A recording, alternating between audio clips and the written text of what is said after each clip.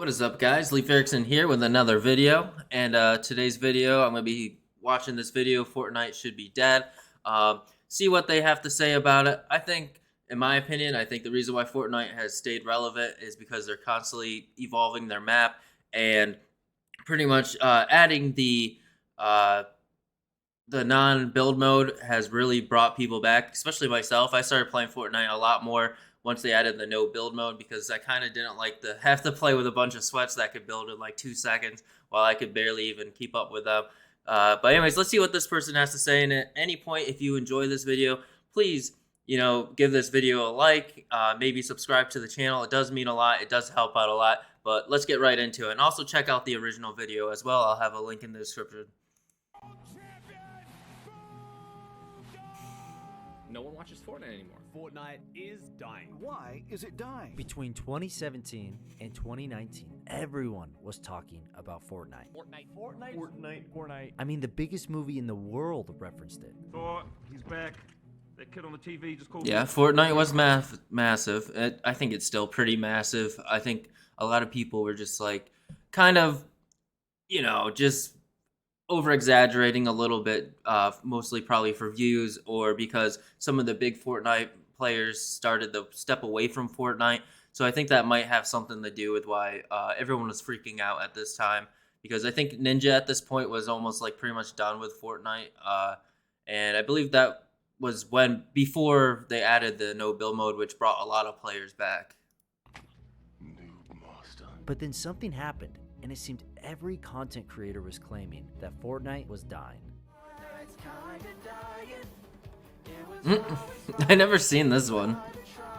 How can a game with such a large, fanatical player base and billions of dollars in revenue be dying? And why is it not dead yet if people started predicting Fortnite's death back in 2019? Well, we could spend hours talking about the multi-year creation of Fortnite and how Epic almost killed the game before it was even released. But what I'm more interested in is why Fortnite should have died multiple times after its launch.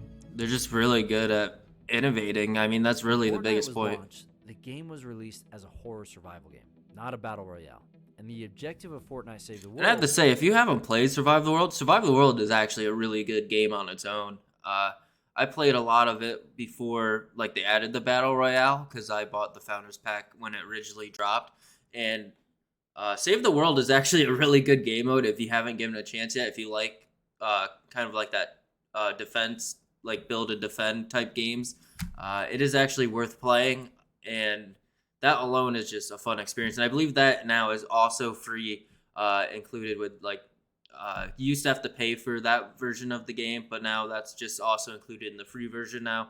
So if you haven't tried out Save the World yet, you should definitely go do that. was to build forts at night that you would defend against zombies. Thus the name Fortnite. The game got some traction at launch, but not as much as Epic Games wanted, and much of the player base was leaving to play something else. People just weren't interested in zombie survival games anymore. Epic had taken too long to release their game, missing the years when zombies were at their height. Death was imminent, and Fortnite began its gradual decline. But Epic, seeing the nails in the coffin, started strategizing on how to save their new survival game. Epic had spent too many years developing Fortnite to just let it fizzle out. So teams at Epic went to work trying to find a solution for their dying game. During their research to save Fortnite, Epic saw this other game that was booming in the industry called PUBG. PUBG was exploding in popularity. Everyone was playing this new game. 100-player deathmatch. Yeah, because I remember stands victorious. I remember when Fortnite originally came out as the, Survive the Night version or whatever, Survive the World, whatever they called it again. I remember when that first dropped, people were already waiting for the Battle Royale version to come. Like, I think it was only like a month later or something like that, a couple weeks. But I remember everyone was super hyped up for the Fortnite Battle Royale because it was supposed to be more cartoony. It was supposed to run smoother than PUBG, because PUBG still even to this day is like a big mess, and it was just a breath of fresh air for that game choice or whatever you want to call it, like that style of game. There we go, that's what I meant to say. So Fortnite was definitely a breath of fresh air. That's why it blew up so big. It was something new. And in my opinion, Fortnite is the most polished battle royale that is out there. The gunplay feels good. The movement feels good. Everything in that game feels really good. It's very fluid. The fighting is very satisfying. Just the visuals are super satisfying. Everything about Fortnite just is like, just satisfying, I guess, is what I'm just trying to get at. Everything feels good. It looks good. And they're always adding new stuff. They're adding new skins. The cosmetics are the only thing that you can pay for, pretty much. So it's not like you're getting something where it's pay to win. It's just all everything that you buy is just purely cosmetic. So that's another plus that people do enjoy, that they could have easily made it to where you could have like loadouts or something, but they decided to go the route of just purely cosmetic, and people just keep, that, and they have all these awesome collaborations with like big companies like Marvel. They've had like the Spider-Man, Wolverine skins and all that stuff, Star Wars skins, anime skins. Like, they've pretty much collaborated with pretty much everyone they possibly can. I think that has a huge factor as well of why Fortnite has stayed popular for so long.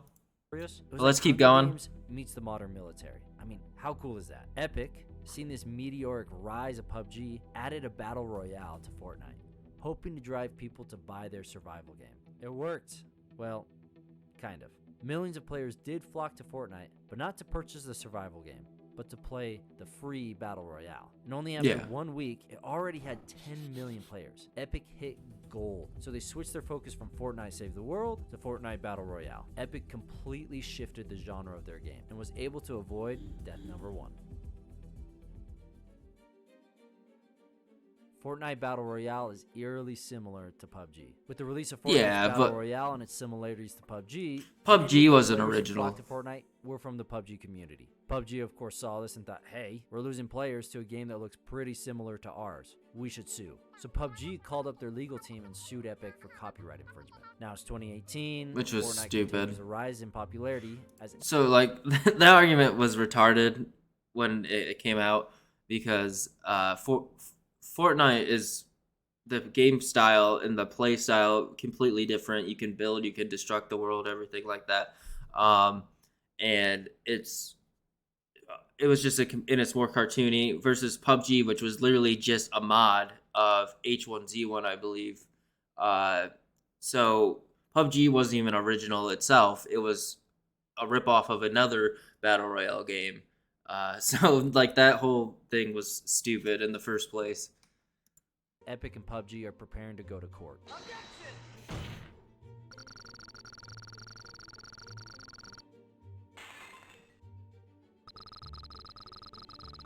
This was going to be the battle of the year, with the two biggest games fighting to survive. Videos were being made, articles were coming out, everyone was excited to see these two game companies duke it out in court. Then out of nowhere, PUBG just dropped the lawsuit. No settlement made, no court battle. PUBG, they had nothing to stand on. What happened? Why back out at the 11th hour? Because they stole their game too. Bad PR for instigating this lawsuit, and then just walk away from the lawsuit with nothing to show for it. The answer? Tencent. For those that don't know the name Tencent, basically imagine a company who owns everything in the gaming industry, but buys everything up from the shadows. That's Tencent. And just to give you some context, Tencent owns part of all of these game studios. They're massive. In that list, of course, is Epic Games and Bluehole, the creator of PUBG, with Tencent owning 40% of Epic and about 14% of Bluehole. So as Epic and PUBG prepared for court, I imagine that Tencent swooped in behind the scenes, meeting with executives and stopping the lawsuit. I mean, that's possible. That could be part of what happened, but I feel like it more had to do with the fact that they literally had no leg to stand on, because PUBG was just a ripoff of another game as well. So I mean, this probably had a little bit to do with it, but I think it more had to do with legally standing. They had no leg to stand on because, like I said, they were just ripping off another game. Games were bringing in millions, if not billions of dollars. Tencent wasn't going to lose money over a feud between two of their companies. So this time, Epic skated away scot-free, riding high on the rise of Fortnite and avoiding death number 2. As we fly through 2018... Plus, it's not illegal anyway to have likeness in video games or scripts or movies or anything like that, or songs even. As long as you change it up enough and it's not a complete copy paste with a new name, uh, it doesn't matter. You can have the same ideas. I mean, look at League of Legends and Smite and uh, all those like games like that. They're basically copy pasta. Overwatch, Paladins, pretty much the same game, just slightly different with the way that their like loadouts and stuff like that go, and how you can switch characters mid game. And Overwatch, Paladins, you can't.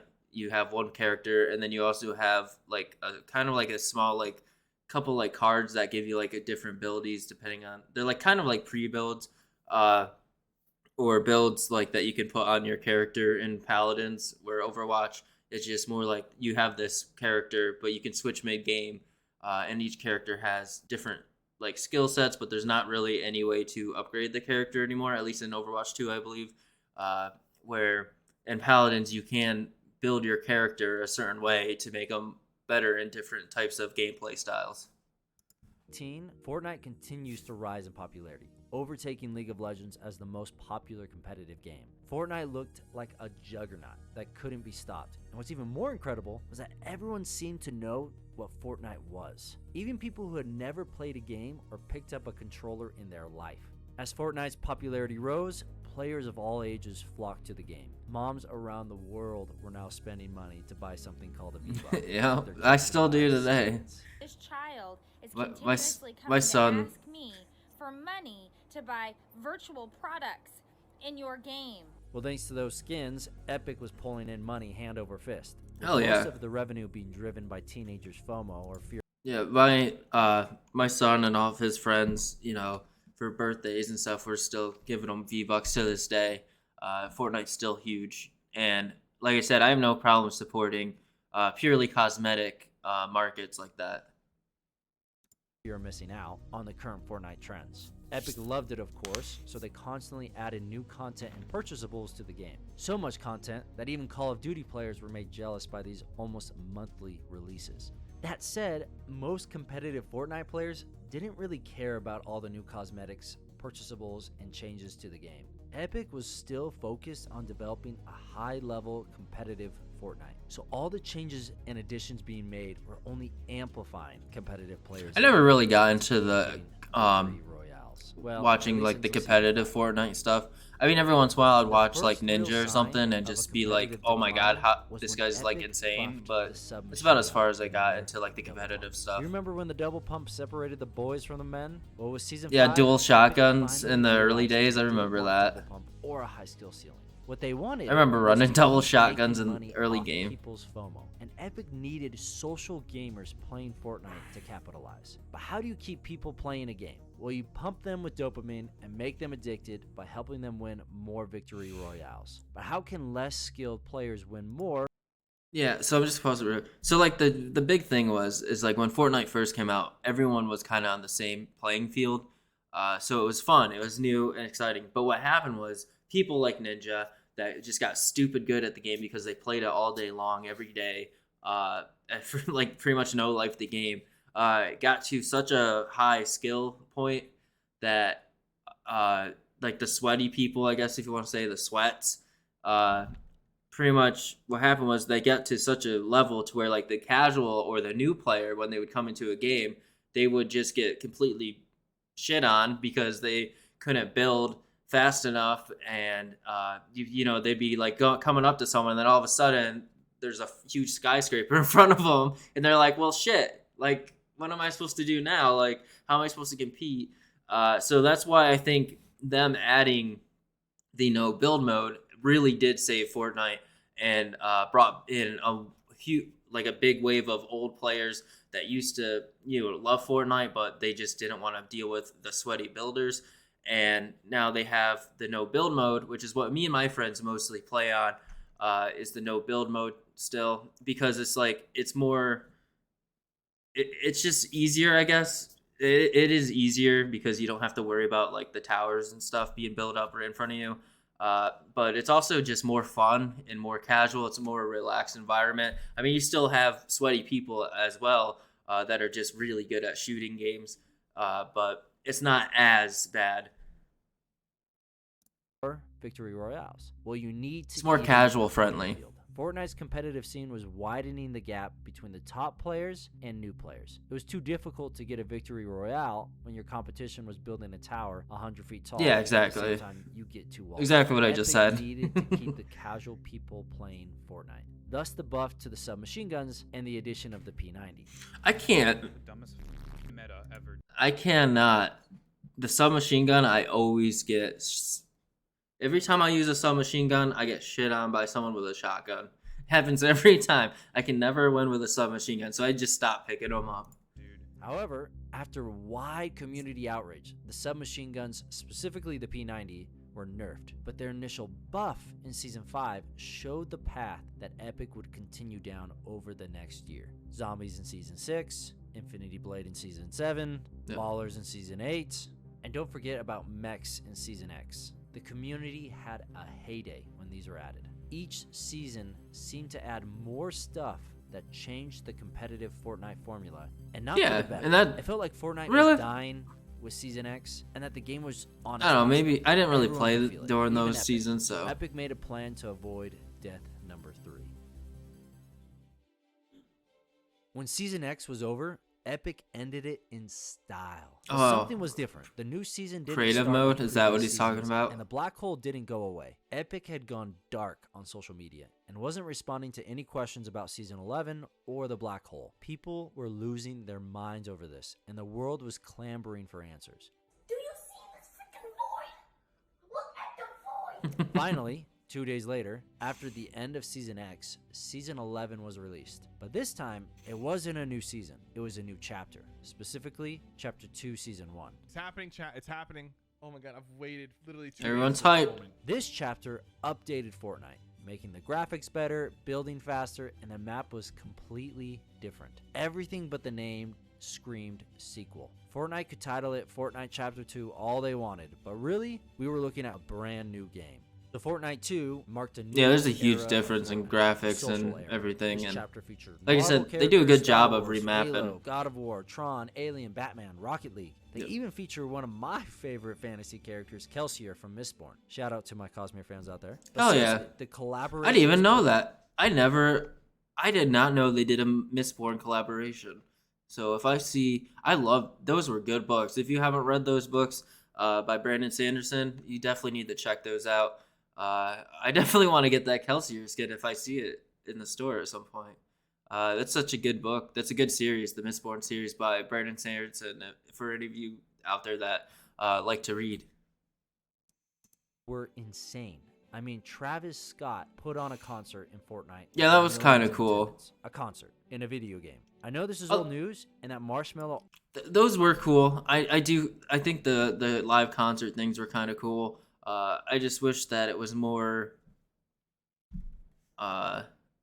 engaging, I guess. I don't know, maybe those ones were the only one I think I actually did catch, which was like the Ariana Grande one, I think, where it was just like you just kind of flew through the sky. I don't know if these ones were a little bit more. I never looked into it either. Like I missed them when they did happen. Like if they were like more like this, where like there was actually just like a live performance and not just pre-recorded. Because I believe the Ariana Grande one was pre-recorded, where this one was actually like they were in Fortnite. So let me know down below if that was the case. Already did a concert in Fortnite before Travis, but somehow the Travis Scott concert just really surprised Yeah, see, this one looks Why more. was a The prominent Travis Scott music one artist looked doing a lot like the concert Ariana in a Grande video one. game? Especially a competitive one. I mean, League of Legends has been a huge game for years. Why haven't they done something like this in their game? Why aren't you watching some Red Hot Chili Peppers or Imagine Dragons while jungling as Superman? Because of reason number 4. Well, because you Fortnite can't. is now a social game. It may sound crazy to say that Fortnite is a social game and not a competitive game, especially if you watch It's the very players. true. It's dizzying to see how fast they can build. But just like my video on why Nintendo hates people playing competitive Smash, Epic and Nintendo are focused on the same thing, making their games for a casual audience. That doesn't mean Fortnite can't and isn't competitive, just like Super Smash Bros. The focus of Fortnite, however, isn't on competitive play. Epic Games isn't dumb. They could see the Google trends just like us. They knew that Fortnite Yeah. was dying down in popularity. Epic Because had really, in any game, the competitive side of a game the PvP element, like in most like MMOs and stuff, or MMORPGs. The competitive side, where the tryhards, the sweats, it's really, really a small percentage of every game. And the casual players who makes you money. The casual player is the one who makes all the money for the companies. So like that's why Madden and FIFA and stuff like that sells so much every year. Is because the most casual people, 90%, I would say, probably, well, maybe not 90, but like maybe like 70 to 80% of people that buy like Madden and FIFA every year don't even watch YouTube videos. They don't watch reviews. They just come home from work, throw in Madden or FIFA. They play it every year. They just play it. They just play the franchise mode. Maybe once in a while, dabble in with ranked seasons outside of Ultimate Team, or maybe they do, spend their money on Ultimate Team and they become sweaty or whatever. But most people, most of those people are just casuals that, like myself included. I don't spend money into like the Ultimate Team stuff, but I do play Madden every year when it comes out onto the Game Pass on Xbox or EA Play.